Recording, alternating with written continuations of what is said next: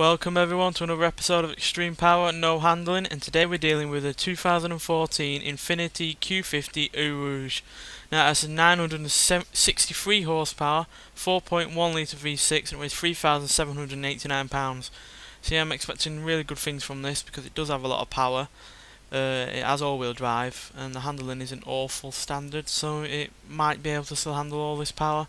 It is nearly twice the power that I had originally though, so it could understeer or oversteer quite badly, and yeah, it does weigh a fair bit as well, so yeah, that could be a problem, but I'm hopeful. So yeah, let's see what it can do. Being all-wheel drive, it's going to have a good launch. This can do more than 240 mile an hour on a long enough straight, so that just kind of gives you an idea how much power it's got.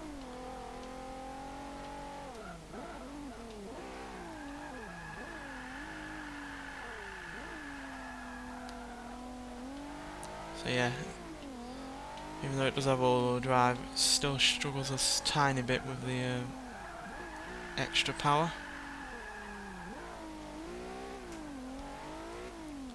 But once you get used to how it handles, you can tame it enough to get it around corners.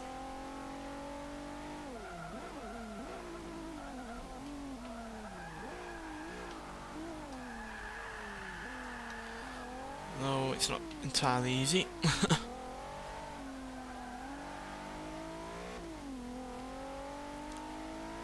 That weight does cause a few issues in terms of handling.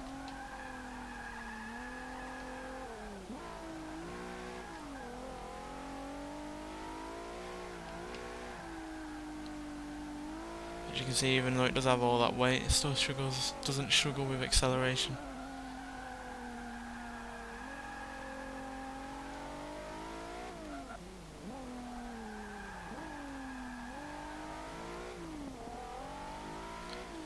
First lap's pretty quick. No idea if that's the quickest yet, because I can't see the times right now because I'm driving, but that's a pretty damn quick lap for a first lap. Especially since it wasn't perfect.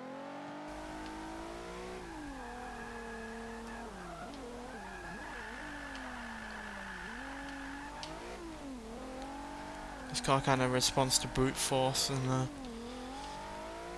you know, soft control. It's not a delicate car at all.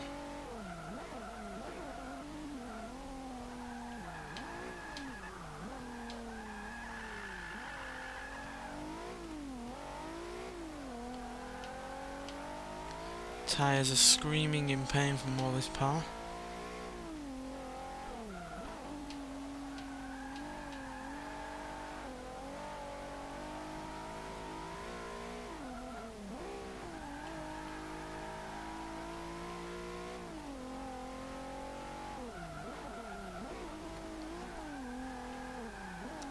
To more than 130 mile an hour on that back straight, so yeah, like I said, it is a really quick car.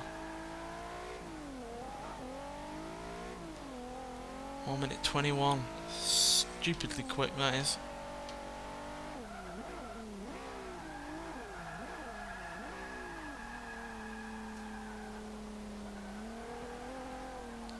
Guess one lesson we can take from this series is that if you want to put a lot of power in a car without having to do much to the handling, go for something that's all-wheel drive, because these seem to be the more consistent cars. Obviously the big SUVs aren't as good, but all-wheel drive sports cars like this, yeah, they certainly can handle the power when you put a bit too much in it.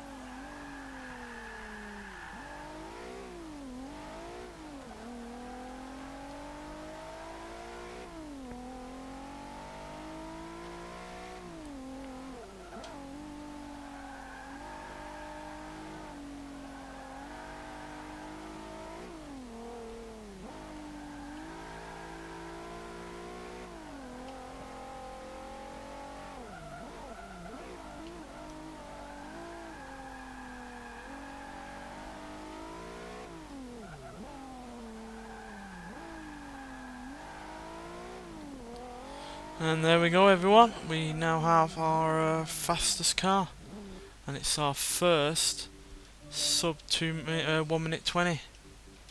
So yeah, I think that's going to take a lot of beating, that is, because that just had the perfect balance of handling and grip and excess of power. And yeah, it wasn't a perfectly handling car, but it was controllable because it had the all-wheel drive. I'm not in no doubt that if it did have only a rear-wheel drive, it would be all over the place and oversteering and just not having the grip to get around those corners. Because even with all-wheel drive, it was still struggling in some areas, but obviously not enough, and certainly not as much as other cars. Because yeah, it's our fastest and by a very long way, at least a few seconds there. So yeah, that's going to take some beating. Guess I'm going to have to up my game and find some more cars that are like this, but just as bad in terms of handling stock. Anyway, thanks for watching, and I'll see you in the next one.